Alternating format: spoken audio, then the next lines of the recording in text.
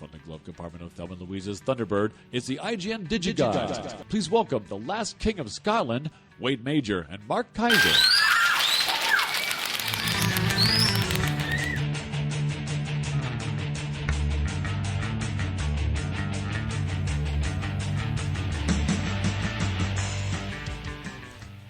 What happened?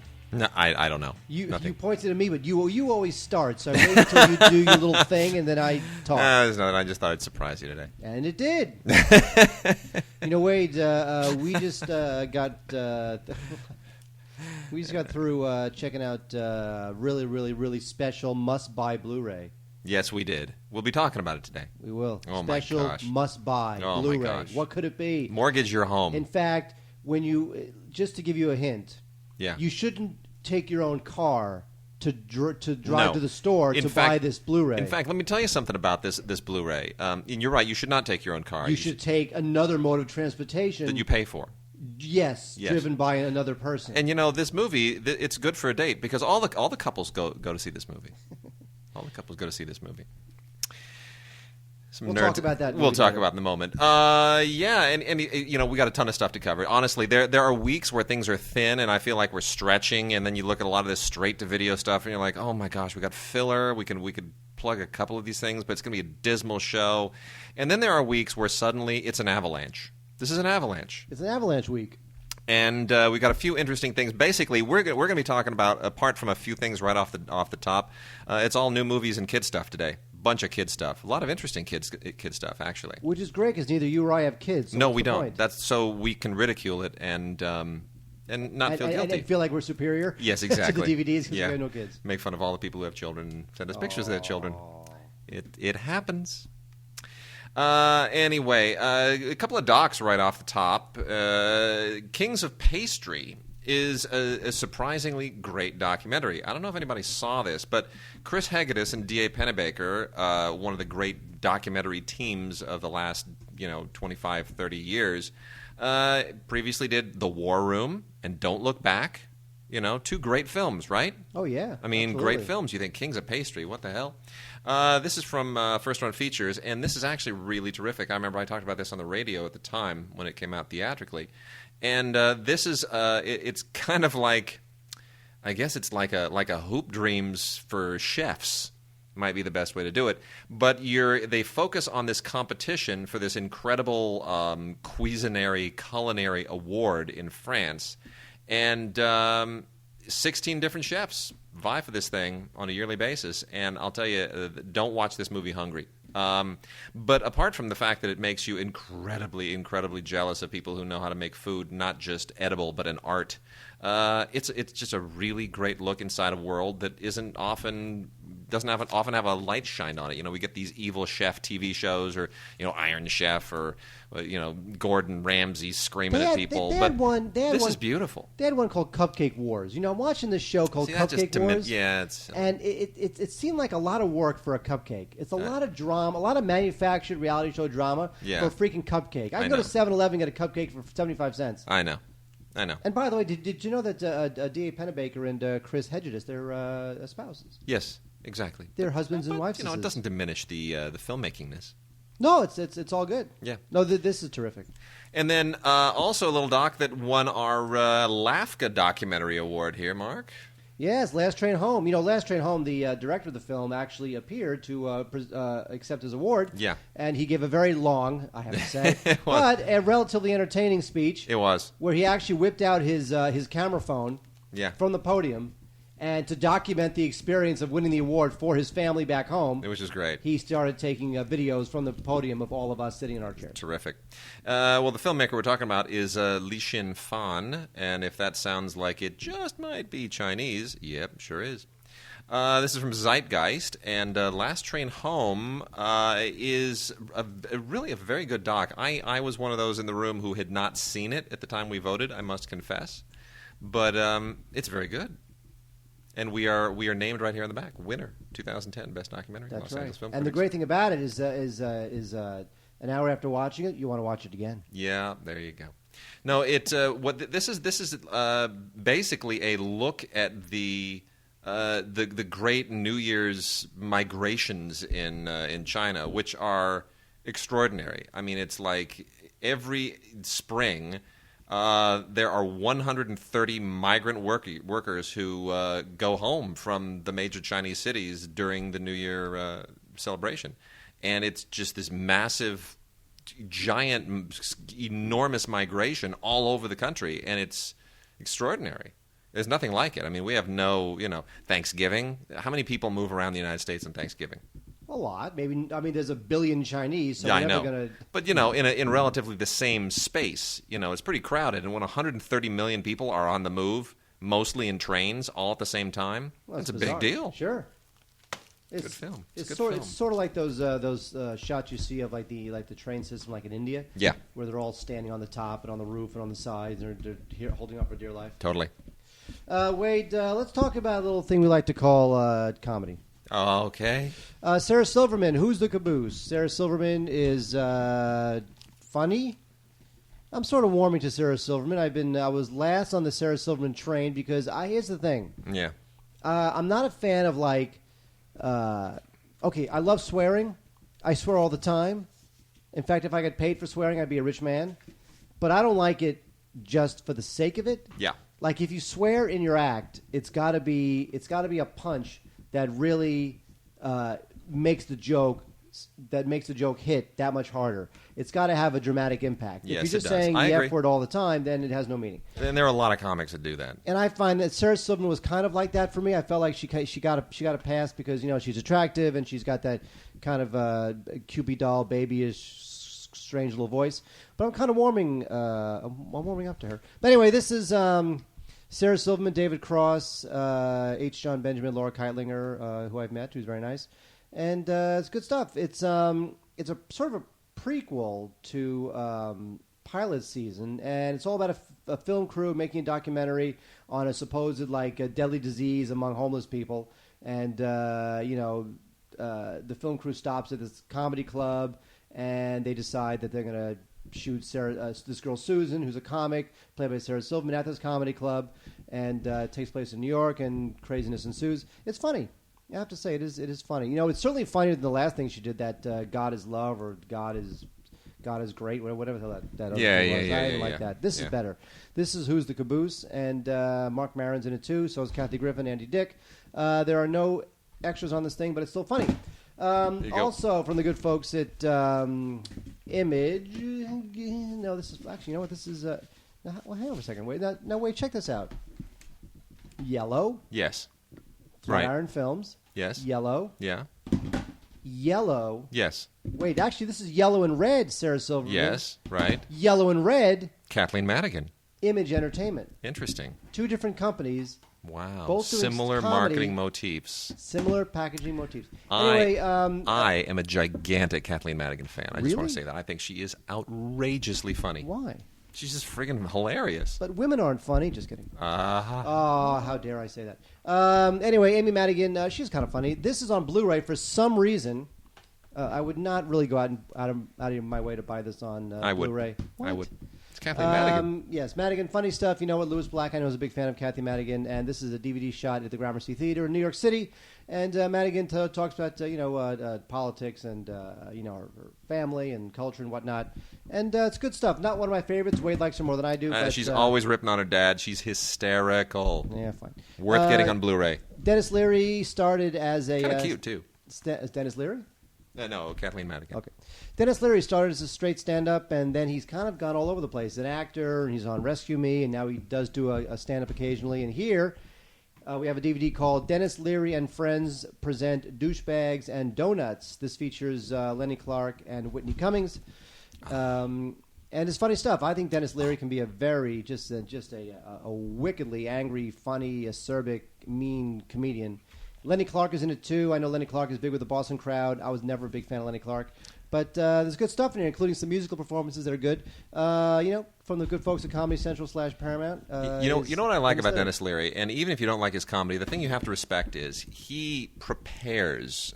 And people don't realize this, just how intensely well he prepares for his material. It is all extremely well scripted. Because when he goes off on those rants... That is straight scripted stuff, and he hardly takes a breath in about 5 minutes. And then and he just goes, and he just goes, and he just goes. And that is a mouthful of stuff to have to memorize, to have to get your timing right, to have to hit the beats right with the laughs, to anticipate the audience. I mean, he's a very skilled comic, and I don't think people give him enough credit. But compare that amount of preparation and ranting and timing to your rant about Zack Snyder which on was Stupid for Movies at stupidformovies.com. Which Chad Vader very nicely spoofed. I feel so flattered. He spoofalized it. Before we move into movies, I want to give a little, regular movies. This is kind of a movie. KJB. No, not the Russian spy agency. That's the KGB. This is KJB, King James Bible. This is the amazing tale of the birth of the King James Bible, just in time for Easter. And we've talked a little bit in the last couple of weeks. We had, King of Kings and the greatest story ever told. All the Jesus stuff has been getting released for Easter. And this is kind of another one. This is hosted by John Rhys Davies, for whom one generation remembers him as the troll in Lord of the Rings. Others of us remember him as from, Raiders of the Lost Ark, for crying out loud. Because, he was great in it. He was. And anyway, this is a little bit of dramatization, kind of it's a little bit sensationalistic, I gotta say. It tries to. This is the thing about it. I'll guardedly recommend this just because the story of the King James Bible is interesting, but the story of the Bible in general is even more interesting. So even though what they kind of do here is they pick one of the less sensationalistic aspects of the origin of Christian Scripture or the creation of Christian Scripture, and they sensationalize it. All right, fine. I guess for Easter, whatever. It'll please people. It's not it's not the greatest thing, but it's fine. But you know what? It stars the guy who in Raiders of the Lost Ark. Yeah. He was the one who caught the poison date in his hand so that Indy wouldn't eat it and die. That's right. With the monkey. The monkey. The monkey. Oh, such a good scene. Exactly. And lastly, there's a Super Bowl, 45, XLV. Sick of the Roman numerals. They got to stop that at a certain point, don't they? Well, soon it'll be Super Bowl M. Yeah, I know. Right. Like robot, the robot giants versus the robot. Super Bowl 45 champions Green Bay Packers. This is from Warner Brothers and NFL Films. This basically is just strictly for all you Wisconsin people who are not necessarily working for the Wisconsin government, who aren't out picketing. Go grab yourself a DVD and relive the glory of the Packers. It'll make the whole family happy. They're Super Bowl champions once again, and I love the Packers. Wade, no one cares about any of that. All right. You know why? Here's what people care about. Wait a second, Wade. I know. There's a movie, Wade. Yes, there is. This movie was... all the couples go to this movie. Now, maybe you can guess what this movie is, based on some facts. Okay. The movie was nominated for 4 Academy Awards, including Best Picture and Best Actor. Star Wars? No. Okay. It won the 1976 the Palme d'Or, the 1976 Cannes Film Festival. Rocky? No, not Okay. Rocky. Okay. It's been selected for preservation at the United States National Film Registry. Sucker Punch? Now, no. Now, the anti-hero of the film was named the 30th greatest villain in film history, according to the AFI. 30th greatest villain? Yes, in the history of movies, as so named by AFI. Really? I know you're thinking, it's got to be Silence of the Lambs, right? It's got to be Hannibal Lecter. Yeah. No, it's not. Wait. No. This movie is called Chairman of the Board. Carrot Top. Wow, that's amazing. I wouldn't have guessed. It's 4 Academy Awards, really. Yeah. Palme d'Or. That's amazing. That Carrot Top, he gets around. It is time for all of you to press pause on your iPod. That's it. And run to the store and go buy what? Taxi Driver, Blu-ray. Of course. Yep. Got to buy right now. Absolutely. Got to go get it. This is unreal. This really is just... Here's the thing that I most love about this. Is that the grain structure. The film is a pretty grainy film. Scorsese shot himself a real grainy film. He was a young filmmaker back in the day, and it captures the gritty graininess of New York. And the inclination would normally be, let's just really polish it up and take the grain out, which they can do when they digitally master films for Blu-ray. But no, it is grainy and beautiful and pristine and fabulous. And there's no way Scorsese was going to let them scrub all the... No. Scorsese is one of the great film preservationists. Absolutely. He was never going to let them scrub all the grain out of that thing. Absolutely not. Although, some people like Cameron would probably want them to do it. His new thing, shoot movies at 48 or 60 frames a second. Yeah, so it's like looking at yourself or something. It's So it looks like soap operas and the evening news. He's crazy. He's nuts. It's stupid. He's that's dumb. He doesn't get it. Anyway, no, this fantastic new Taxi Driver Blu-ray is just breathtaking, and it's loaded with extras. It's got the original 1986 commentary with Scorsese and Schrader, which was done for the Criterion Collection release. Now, this is a big deal because nobody has ever been able to get hold of Criterion Collection commentaries for non-Criterion Collection releases. Somehow, Sony went back to Criterion and paid them a buttload of money for the rights to their original commentary. Well, because it shows you that this is basically the definitive. This is the definitive. They want it to be the last. They don't want anybody out there saying, "Boy, I wish I'm going to hang on to my Criterion Laserdisc." No, this is the home video release of record for this movie. It is. It's a big freaking deal.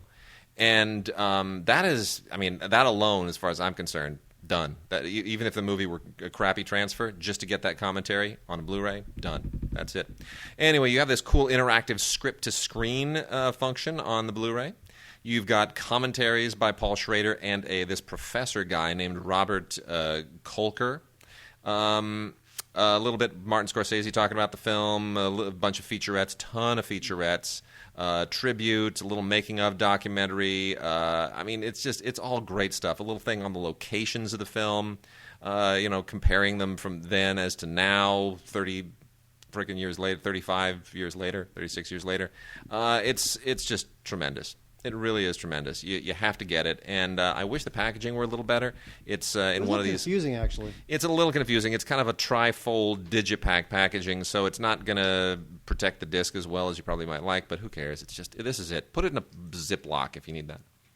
It's the best. It's Taxi Driver, man. Looks great. The sound is the only thing I'll say about it, and there's nothing they could do about that, is the sound was never great to begin with, and it certainly has not. It's vaguely been improved now. It sounds like production sound. That's true. That's very true. Otherwise, go buy it now. Quick mention for those of you who were fans of the dreadful Luc Besson film Arthur and the Invisibles. They actually somehow came out with two more movies, believe it or not. Arthur and the Invisibles 2 and Arthur and the Invisibles 3, which are now together on one release. Two full-length movies, Arthur and the Invisibles 2 and 3, The New Minimoy Adventures. I found this very strange animated thing, this weird mixture of live action and animation, and it's just, I found it to be really incredibly annoying and at the same time highly formulaic. It's like Tom Thumb meets Lord of the Rings meets some weird, I don't know, it's just dreadful. And Freddie Highmore, who had a really great career going, kind of tanked his career after making these two films, and he's in both of these as well, so he's not doing, so I don't know. I don't think it's a good move, but anyway, there you go. Arthur and the Invisibles 2 and 3. I've already said more about it than I deserve to. Oh wait, I'm a big fan of I Love You, Philip Morris with Jim Carrey and Ewan McGregor. I know. I'm not. I don't get this film. I think this movie is outrageous and funny and surprising and totally non-mainstream. And that's why I'm surprised you don't like it. It's totally outside of the mainstream. You know what? It is outside the mainstream, but here's the thing. It didn't make any. Emotionally, it didn't make any sense to me. I never bought that relationship. And it's not that it doesn't, it's not that it's like, oh, I'm a straight guy, you don't understand gay relationships. No, I mean, there are plenty of movies with gay relationships where I get it, you're drawn in, it's like... Wait, you're a straight guy, you just don't go and get gay relationships. I know, maybe. No, but it just, this one, there was no chemistry between the two of them. This is the directing debut of Glenn Ficarra and John Requa. These are the two very funny screenwriters behind Bad Santa. These guys are out there. It's funny, I remember... reading an article about Ficarra and Requa when they were talking about making their directing debut, and their quote was something along the lines of, "We were tired of seeing other directors ruin our scripts. We'd now like a chance to ruin. We'd now like a shot at ruining our own script ourselves." Yeah, that line's stolen from Billy Wilder. That's Yes. Billy Wilder's line. Yes. Yeah. But it's good stuff. It's really good stuff. This is Jim Carrey, Ewan McGregor play a gay couple.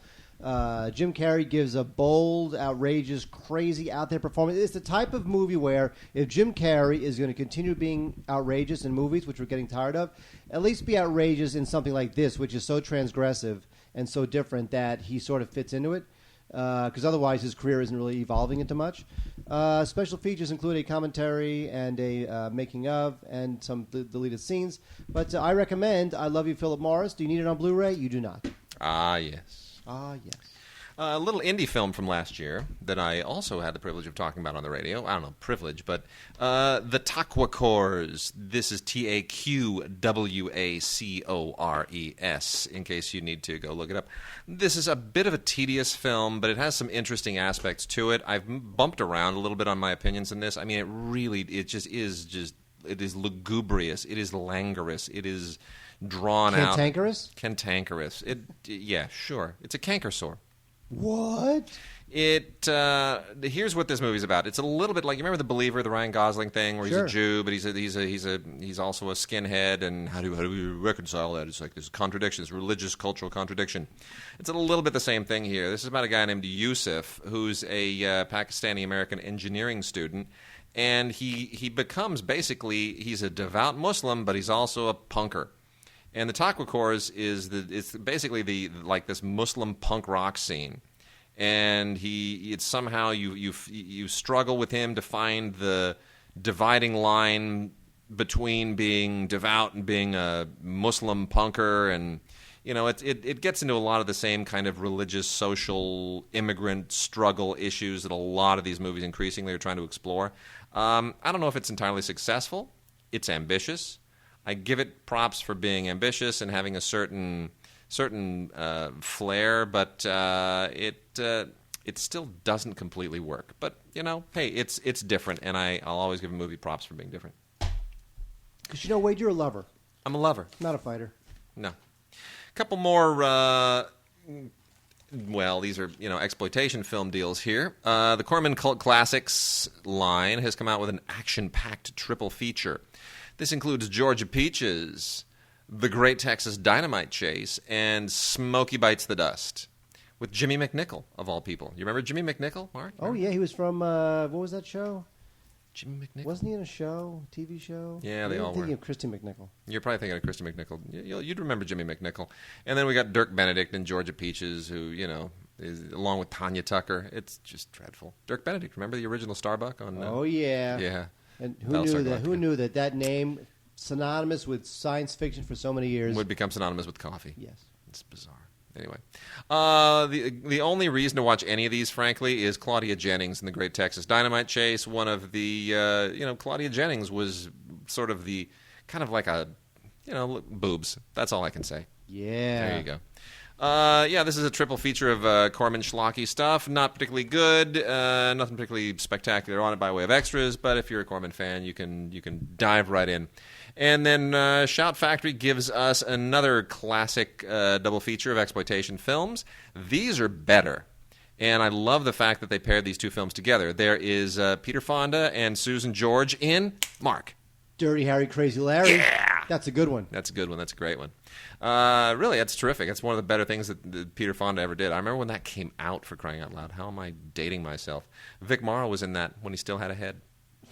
So sad. I know. Too soon? Not soon enough. Yeah. And then Peter Fonda and Warren Oates team up in Race with the Devil, which is another, just smash, bang 'em up 70s era low budget B movie thing. Not as good as Dirty Mary Crazy Larry, but certainly pretty close. Listen, both of these have audio commentaries, and they're really very good. Paul Maslansky does the audio commentary with an actress on Race the Devil, and the commentary on Dirty Mary Crazy Larry is with director John Huff, and it's good. It's all good stuff. So these movies come from a different era. They do. Shall we say? Not error, because they were good. Yeah. Now, speaking of good, this is your favorite movie of the year. My gosh. Here it comes, Wade. Go. Tell us how much you love this movie. Little Fockers. It's the best. Okay. Mark, explain your feelings about Little Fockers. Fuck you. Did you even bother seeing this? No. Yeah, I didn't think you did. Come on, seriously. Oh my gosh. This is a paycheck movie. Did I text you during this movie? Yeah, I did, actually, you know what? I was at the. I was at the Relativity Christmas party. That's what it was. Eating I free knew there was a thing. Yeah, I was at the Relativity Christmas party. Relativity Media is a Ryan Kavanaugh's company, and they bankroll a lot of big movies nowadays. Yeah. Actually, they're a full-fledged studio at this point. Yeah. They're almost Relativity is kind of what Lionsgate was maybe 7-10 years ago. Mm-hmm. Anyway, I was at the Relativity Christmas party, and Wade texts me. And I knew that I had not seen Little Fockers because A, I knew it would be bad, and B, I'd rather eat free food at a studio Christmas party. Yeah. And I get a text from Wade, and I can't remember what the text said. It said something really obscene. I was so frustrated. It was like halfway through the movie, and I was hating life. And I loved the original film. I mean, I really did. Meet the Parents, I think, is terrific. Meet the Fockers, very funny. Not as funny, but it's funny. You introduce Streisand and Dustin Hoffman, and they're funny, and it's good. This thing, apparently they took forever to negotiate the involvement of Streisand and Hoffman, so they're hardly even in it. They're like, you see them on by video conference a couple of times, and then at the end of the movie they show up for like the last 10 minutes because I guess they got the contract negotiations out of the way while they were still shooting just in time. It's ridiculous. It's horrible. And the plot of the film it's like the first film recycled, except with just terrible, unfunny jokes. And Owen Wilson's back in it. It's just awful. Really dreadful film. And they sent it to us on Blu-ray and DVD combo disc with digital copy. Doesn't matter. A bunch of hokey extras on here. BD Live, Pocket Blue, and there's another little thing here that's exclusive. They say for a limited time only with the Blu-ray, you can instantly stream a bonus movie to your TV or smartphone. You know why they put that on there, Mark? So you get two movies for the price of one? Because any other movie, whatever that bonus movie is, it's guaranteed to be better than this. Exactly. It's horrible. Anyway, deleted scenes, alternate ending and opening, and, who cares? Dreadful. Awful, horrible film. Killed a franchise. Wade, there's a movie I want to talk about because basically it's not very good. It's called All Good Things. Now, I know what you're saying. Oh, you're the other Ryan Gosling film from last year. Yes. No, here's the thing. Yeah. You're thinking to yourself, All Good Things. Oh, is that the final episode of Star Trek The Next Generation? Because that was the name of the final that's episode right, of Star Trek The Next... No, wait, I'm not talking about that. Yeah. I'm talking about the other Ryan Gosling. The Ryan Gosling, Kirsten Dunst, Frank Langella film. This was directed by Andrew Jarecki, who he directed an Oscar-nominated documentary, a very good one, called Capturing the Freedmans. He also produced Catfish. So he's been circling around documentary or faux documentary material, but here is a straight dramatic feature. Not very good. It's all about... it's actually inspired by a true story about this heir to a New York real estate fortune whose wife disappears. And, who killed the wife? And where is the wife? And is she even dead? And it's not very good because even though the real-life story it's based upon is interesting and really kind of captivated the New York press, kind of, it was like back in the 80s, it's still totally melodramatic and cliched and ambiguous, and I was not really... I never really got a sense that Andrew Jarecki really got a beat on what makes this story so special. Should he change his name to Andrew Drecki? That's not nice. I know. You're mean this week. Yeah, I get into those moods once in a while. Anyway, the movie, the Blu-ray, includes a commentary with Robert Durst, which is very interesting because Robert Durst is the guy whose story inspired the film. So he's got a lot of interesting things to say about it. Otherwise, not much more to say about All Good Things. Wade. Bummer. Got a movie here called The Resident. Oh, my gosh. What is wrong with people? Hilary Swank, who has 2 Academy Awards, decided to go and make just like a stupid generic thriller woman in peril movie. And it's not good, She's a doctor. Now, hang on for a second. Yeah. Sometimes when an actor of that stature, and stature is a weird thing to say about Hilary Swank. You know she's won 2 Oscars. She's got 2 Oscars. That's just bizarre. Anyway, she's a very nice person. She's great. You think there's 2 reasons why. Well, there's a couple reasons why, but here's the couple of the major ones. Boat payments? Money, or the chance to work with an amazing director. Yeah, the money we can't speak to. No. We don't know what she got paid. No. But the director is... some guy whose name I can't pronounce. Exactly. Yeah. So why would you do this? I don't know. I have no Now idea. she might have produced it. It may be done with her production company attached. Look, here's the deal. I mean, and yes, she is an executive producer on this, but that's meaningless to me. So Nigel Sinclair is as well, and and Rennie Harlan's an executive producer on this. I mean, who knows how many cooks there were in the kitchen to put this thing together? But The Resident is it's like so generic. I can't believe it. She's a doctor. Maybe that makes it feminist. I don't know. But she she's just separated from her husband. She's got a new apartment in New York, and this is it's a spooky, and it's what's with the apartment and the building, and oh my gosh. Jeffrey Dean Morgan is in this, and Christopher Lee is in this, and it doesn't really work. And here's the interesting thing about this. This was supposed to be, the new Hammer films, and that's why Nigel Sinclair is an executive producer on this. The new Hammer films, it was supposed to have its big, spectacular launch with Let Me In. Right. Right, and supposed to be a whole new thing. Well, now it looks like they're just making just crappy old thrillers like everybody else. Well, Let Me In did not... Yeah, but, well. True, but do some... I mean, look, it did better than this is going to do. And I know if you attach Hilary Swank, you think you're going to get theatrical distribution. No, not in this case. Very true. Whole new world. Bad times. Whole new world. You know what? I love Babe. Mark, I love it. Oh, yeah, who doesn't? A lot of people don't like Babe. How can you not like Babe? It's a freaking great movie. You realize that at the time, like that was like Oscar-nominated special effects, and all it is Oscar-winning special effects, and nominated for Best Picture. Yeah. I mean, people forget this movie just like and exploded. James Cromwell was nominated. This was since 1969, only, and I could be wrong on this, at least since 1980, only 2 G-rated films have ever been nominated for Best Picture. Beauty and the Beast. Beauty and the Beast and Babe. Yeah. Okay? I mean, that says a lot. This is a live-action film. A live-action G-rated film got nominated for Best Picture because it won people's hearts. Chris Noonan, Australian director, terrific, absolutely great. Is it a great Blu-ray? It's fine. It's a universal release. They kind of cranked it out. They got their Beady Live pocket blue junk on here and a few featurettes, and that's it. The feature commentary is with George Miller, which is always lovely because George Miller, who co-wrote it, is the creator of Mad Max and Happy Feet, and George Miller, directed Witches of Eastwick. And he's been around the block. He's a great guy. He used to be a doctor. You know that? Very eclectic directorial taste. Love him. Mad Max and Babe. So yeah, it's awesome. He also co-wrote this, but he directed Babe, Pig in the City, which has a certain Mad Max quality to it. Like the dog with the eye patch that has the little chariot thing for legs. Yeah, that's very Mad Maxy. He's a twisted guy. He is. But anyway, this is just a great film. Get it on Blu-ray just because it's Babe. My gosh, pigs can talk. Babe it up. They're wonderful. Love them. Love them. All right. What do we got, Mark? I want this. Okay. Could I have this? Sure. Yay! 3D? Does it also play on a regular one? Of course it does.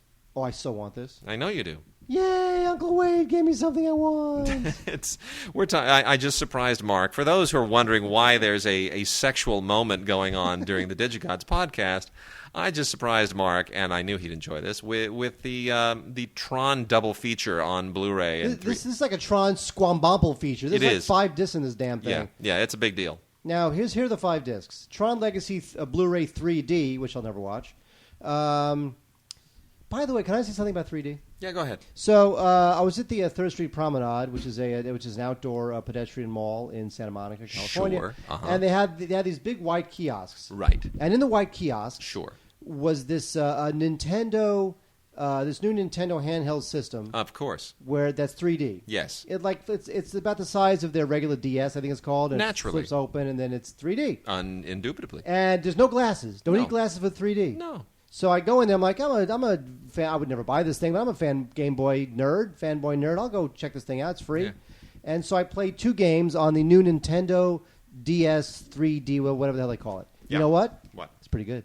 Okay.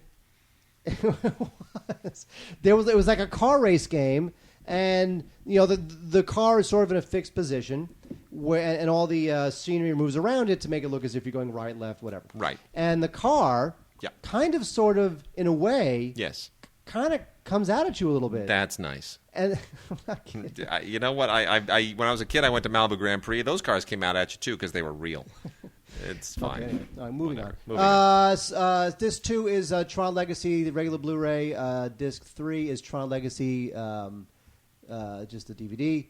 Digital copy of Tron Legacy is Disc 4. Disc 5 is Tron, the original. Yes. Tron. Yeah. Now, which by the way looks like cave drawings compared to the. It really does. I mean, it was prehistoric almost at the time, like a month after it was released. But no, I'll say this: the 3D on this was the first film since Avatar shot in 3D. It was not a post-conversion 3D deal. They actually shot it with 3D cameras. Personally, I don't really see a difference. I know Cameron and Katzenberg are always like, you're devaluing 3D when you do a post-process. I challenge anyone to actually tell me that they can see a difference. That being said, I think the Tron Legacy looks gorgeous. It is gorgeous. It is fantastic. I actually liked the movie. I didn't love the movie. I liked it. It looks very, very good, and I did see it. We saw it in 3D in the theaters, and the 3D on the Blu-ray is very close to being as effective. So obviously, you need to have a 3D player and a 3D television, which is an awful lot of hardware to invest in, unless you're just completely manic for the technology. But I as a 3D hater, I'm not going to hate completely on this thing. It's those for whom it is targeted. It is effective. The one thing I did, the one thing I did love about Tron Legacy, which is. Wait. What? Wait a second. There is only one person blurbed in this entire package. Yes. Only one person, Wade. I know. One person blurbed. I know. A spectacular, visually jaw-dropping mind blower says... Pete Hammond. From... Box office. Yeah, we know that. The score. It had a great score. Yeah, Daft Punk. It had a great score. Like a legitimately, I don't know why it was not nominated for an Oscar. Great score. Because, look, the original had a great score by Wendy Carlos previously, or was it Walter by that point? Did Wendy become Walter or did Walter become Wendy? I forget. No, which way it Walter went. became Wendy. That's right. So it was Wendy Carlos at the time. Walter did Clockwork, and Wendy had become Wendy by the time Tron rolled around. Yeah. Okay. Got it. Okay. Anyway, here's the thing. Tron, there's a lot of great extras on the, not the 3D stupid one, but there's a lot of great extras on the Tron Legacy Blu-ray, the regular 2D version. Yeah. Which looks great. Now, the original Tron was not a great-looking film at the time. I mean, it was legendary at the time, and visual effects, hand-painted, unbelievable. And the movie's fine. It is what it is. Did it need to have a sequel? I don't particularly like the original Tron that much. I don't particularly care for the new Tron. They're fine. I get it. They have their audience. I'm not that audience. But I like Jeff Bridges, and I like the fact that he plays his character this time out a little bit more like the dude. You know what? And I was good with that. I felt when he did that, I felt like the director who'd never done a feature film, it kind of was like, all right, you're the Oscar winner. You created this. If you want to be the dude, then am I really the guy to tell you to not be the dude?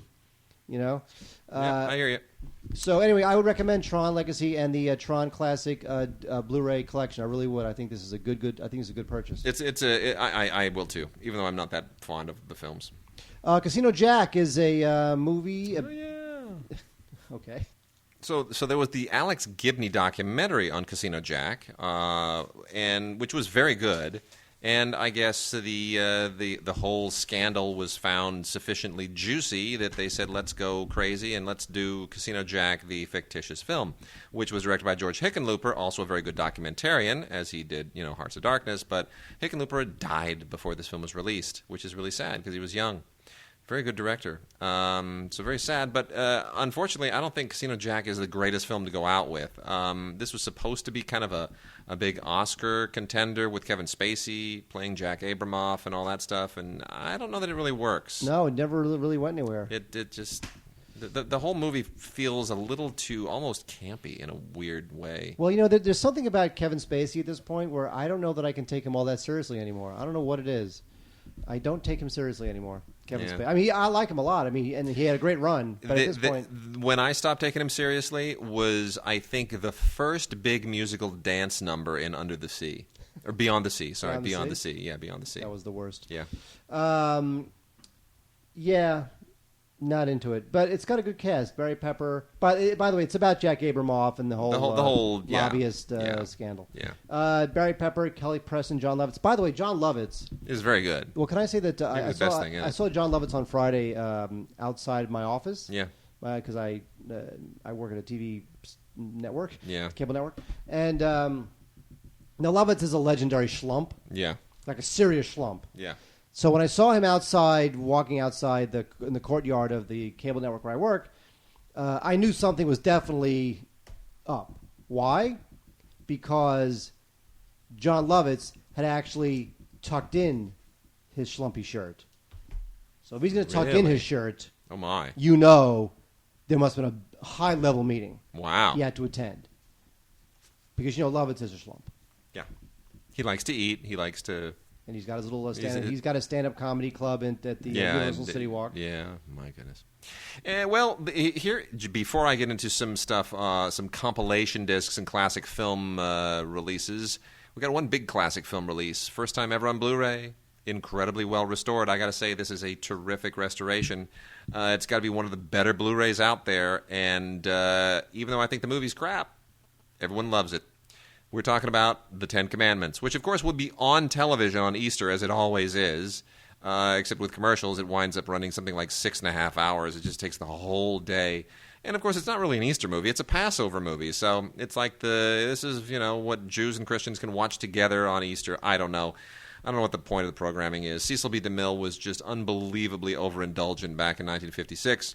And that's when Charlton Heston put all the gray hair and beard on and said... God will punish you. But this is Cecil B. DeMille's The Ten Commandments on Blu-ray. An excellent, excellent restoration. Even if you don't like the film, you can't help but be incredibly impressed. There's commentary on here by Moses. No, by the guy who basically wrote the book on, not the Bible book, but the book on the movie. And an interesting thing here on the premiere, the original New York premiere, and then some trailers. But what a restoration! I got to tell you, it's a gorgeous Blu-ray, really fabulous. Shows off. It's one of the better ones. It's right up there with Bridge on the River Kwai and Thin Red Line. Yeah, that is high praise. It is high praise. So before we get into some kid stuff here, Mark. Yes. I'm going to roll very quickly through some restorations of old movies that have just been blown out for people who take an interest. We got a couple here from the Paramount Library that are being released by Olive. Now, Olive Films has an output deal with Paramount where they basically take a lot of the stuff that Paramount just doesn't want to have to deal with, and Olive wants to treat them a little more carefully, and they say, we'll take care of that. We'll do that for you. Rope of Sand was directed by William Dieterle, produced by Hal Wallace. This is not a bad film. This is a classic old black and white film from 1949 with Peter Lorre and Burt Lancaster and Paul Henreid and Claude Rains. And I know what you're thinking. You're thinking, my gosh, that almost sounds like a sequel to Casablanca or something. And it kind of sort of might almost be. It takes place in this African city, and there's an interesting kind of noirish intrigue that goes on, and it's a pretty good movie. It's not a brilliant movie. It's not one of the best of its age, but it's got its it's really stylish. I enjoyed it. And then The Mountain stars Spencer Tracy, a very aging Spencer Tracy, and a very young Robert Wagner. This is directed by Eddie Dmytryk. Eddie Dmytryk, of course, has become really controversial over the years because he named names. And, like Elia Kazan. And a lot of people really were very bitter against him. He was blacklisted, kind of reverse blacklisted for a while for having done that. This is from 1956, and Dmytryk taught at USC. A lot of people we know were taught by him. And notwithstanding what you may think of his politics or his actions at the time, he's a good director. He directed, The Young Lions and a lot of really classic films with some amazing actors. And the thing about Dmytryk is, even though he always kind of poo-pooed the actor's relationship with the director, as many of our friends would say when they asked him about directing actors, he would say, I don't know, I had Bogey, I had Montgomery Clift. As if to say, I just had good actors. I never directed them. But it's not really true. He gets good performances from his people, and this is a mountain climbing movie, which is always kind of when you see the fake snow, you always kind of go, oh, great. But you know what? Honestly, Spencer Tracy and Robert Wagner, on their way to reach a plane crash It's good interaction, good acting between an old veteran and an young up and comer at the time, and it's a kind of an underrated movie. So check that out.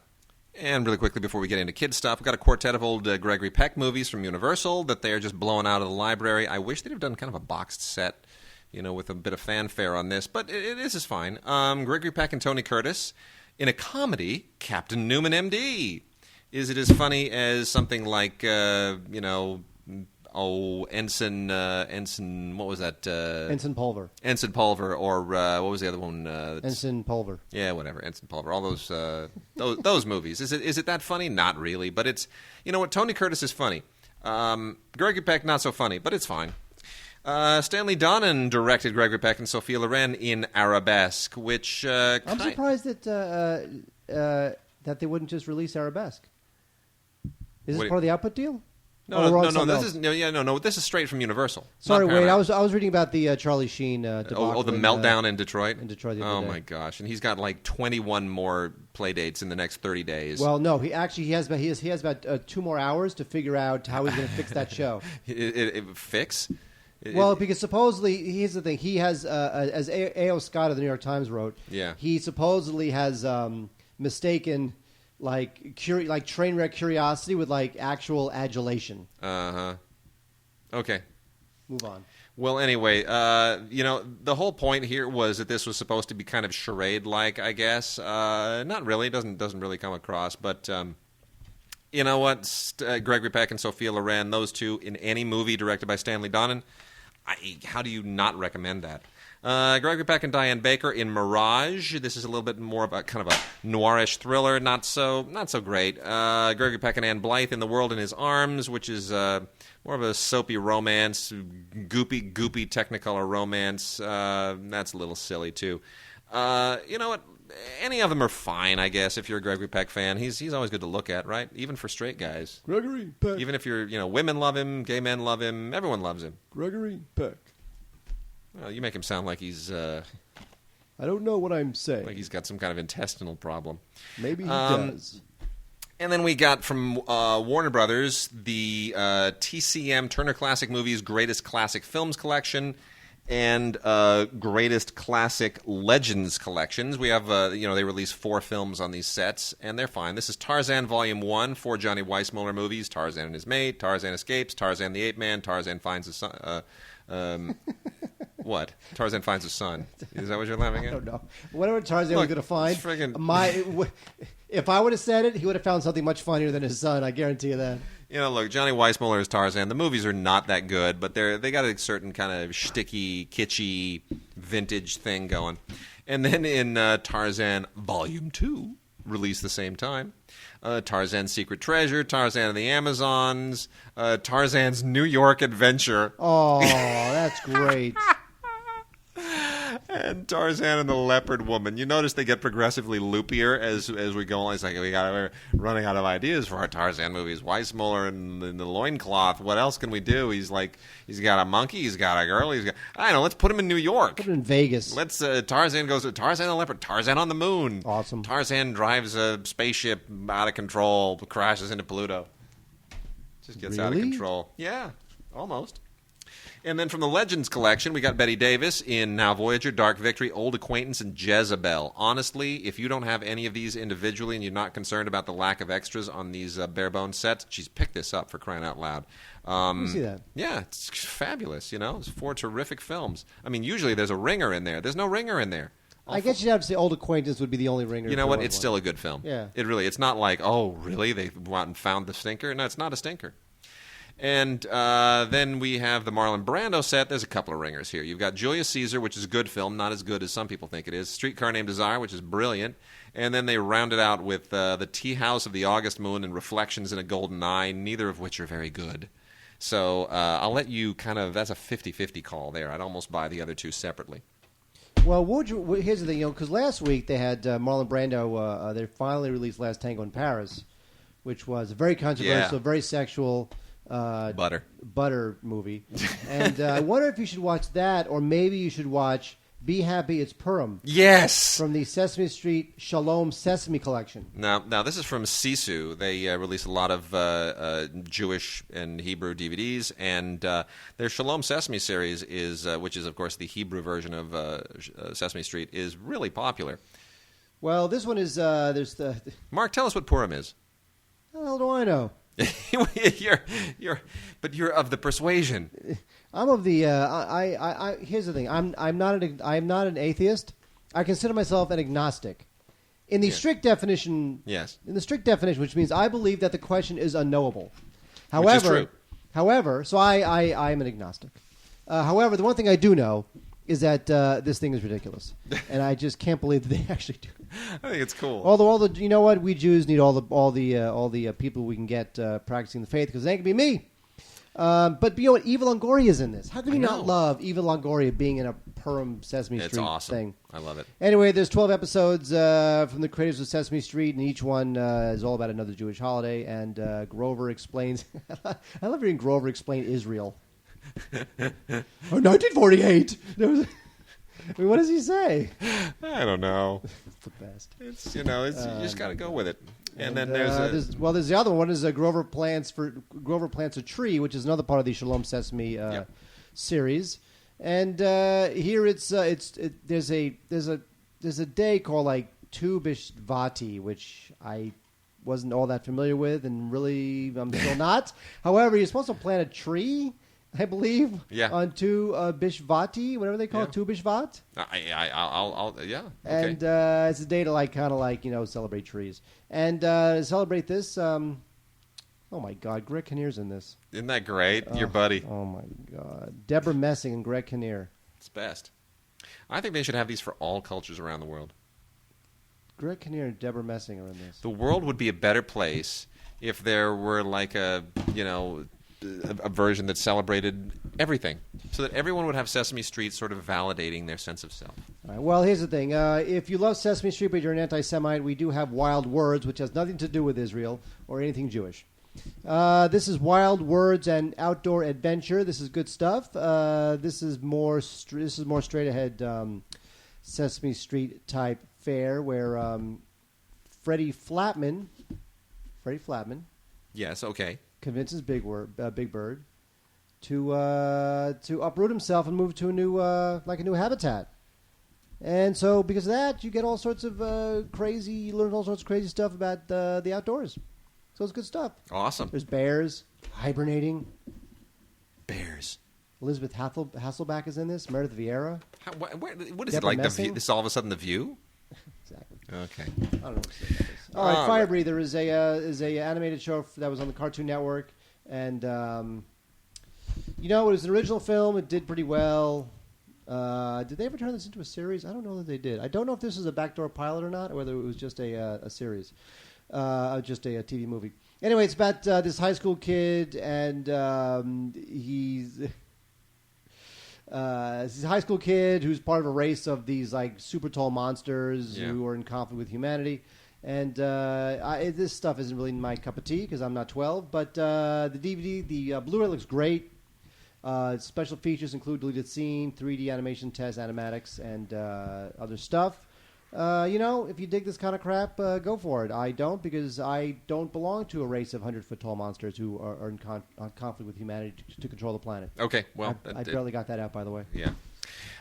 Peanut stuff, some great Peanut stuff. I love Peanuts. I grew up on these things. I think they have maintained the quality over the years, which is incredible because everything else has gone to crap in recent decades. So bravo, over there at... Paramount and CBS and whoever else has a hand in these things. The two terrific films, A Boy Named Charlie Brown and Snoopy Come Home, these are not like holiday specials. These are, the actual like feature-length or relatively feature-length movies are terrific. They're really, really good. This is from the late 60s, early 70s, and they're both great, and they're both available now on a Peanuts double feature, which I totally recommend, even though it's not Blu-ray. I wish they'd do the Blu-ray on this. And then a new Peanuts movie, Happiness is a Warm Blanket, Charlie Brown. This is a whole new deal. And it stays true to the spirit and the writing and the animation and the voices, and you feel like they've really made an effort to maintain the legacy, which is terrific because so much other stuff like that, like some of the new Frosty the Snowman stuff and like CGI animation, it's dreadful. And I just had this fear that's like, hey, let's try doing Peanuts, with 3D CGI animation. That would be great. No, just stay true to the original vision, and you'll be fine. And some really good special features here, like this one thing called Deconstructing Schultz, which is the whole story of how the comic strip became this television and movie phenomenon, and it's good. So get your Peanuts on with all of those. And then for those of you that like things girly, I've got a couple of recommendations for you. We got Barbie, A Fairy Secret, and then we have Strawberry Shortcake, Putting on the Glitz. Now, both of these are very pink and very girly, and I didn't relate to any of that in any way at all, but I imagine that there are little girls somewhere who are just going to go nuts for this stuff. So the Barbie series is, they're doing a feature film Barbie, aren't they? After all of the Toy Story success with Barbie and Ken as characters? I don't see why not. I mean, it's a very exploitable character. Well, it is, and these straight-to-DVD things have done pretty well, but I don't know if you're going to... Well, okay, knock yourselves out. Although I got to say, Strawberry Shortcake, as much as I just hate the character and I hate the whole concept, there's something kind of cute about it. Because you look at the pink keep case. Stupid Barbie. The case is pink. Stupid Strawberry Barbie shortcake thing. Yeah, whoever she is. Exactly. Wade, The Little Engine That Could. Now, everybody knows The Little Engine That Could. This is a classic children's story. It's about an engine that can, do stuff. Hey, yes, exactly. The original Little Engine That Could, way back, if you want to totally trace its lineage, it goes back to, 1906 in a story called Thinking One Can. And eventually, The Little Engine That Could was created by Waddy Piper, and it has endured. By the way, Waddy Piper, a pen name. Ah, yes. The person's name was not actually Waddy. His real name was Arnold Monk. Well, that's interesting. Anyway, Little Engine That Could is now an all-new movie. This is straight to DVD fare. This includes voices from Whoopi Goldberg, Jamie Lee Curtis, Corbin Bleu, Brenda Song, and Allison Stoner. And, what could you say? It's totally fine. It's totally fine. I mean, I think that Little Engine That Could is better as a book with illustrations. Yeah. It's that sort of a teacher, sit there with your child, read it together, teach them that if you try, you can do anything sort of a thing, as opposed to shutting them up and sitting them down in front of a TV to watch this thing for an hour and a half. But, it could have been a lot worse. So, it's okay. Little Engine That Could. There was a really interesting Hanna-Barbera. We have a couple of, just to wrap the show out here, I think we might squeeze one more thing in. Warner Brothers has, as part of the Warner Archive Collection, they're releasing all the Hanna-Barbera stuff, Hanna-Barbera Classic Collection. And this one show has kind of been forgotten, The Space Cadets and Young Samson. You remember that? It was two different, it was two in one. I remember the Space Cadets, not Young. You know what I do? Actually, well, they were part of the same show. I do remember Young Samson. It was kind of like Rock and Bullwinkle, all these different segments, right? And Space Cadets are kind of the funnier one, the cuter one, these little kids, and they, scoot around the universe, and they do all this heroic stuff. And it's very kind of Spy Kids in space. It really very fun, very funny, very well animated. And then much more realistic stuff in Young Samson, which is... a little more magical, and the whole idea is that his whenever the dog becomes a lion, right, and they fight all of these various creatures, and he becomes this muscle-bound hero, and it's a little Hulkish, right? Kind of, sort of, more like Shazam, actually, more like Shazam. Yes, because it's got one a Shazam person edge. then turns into another. Yeah, because he snaps the bracelets, and then he becomes the hulky guy, and the dog becomes the lion. Anyway, it's a good show. Really, get this for the kids. They'll relive all of you. They'll realize how crappy their animated stuff is, and how much better ours is. And then also, Valley of the Dinosaurs was not one of my favorite Hanna-Barbera shows at the time. But it's kind of, I guess, made a comeback with a certain cult set.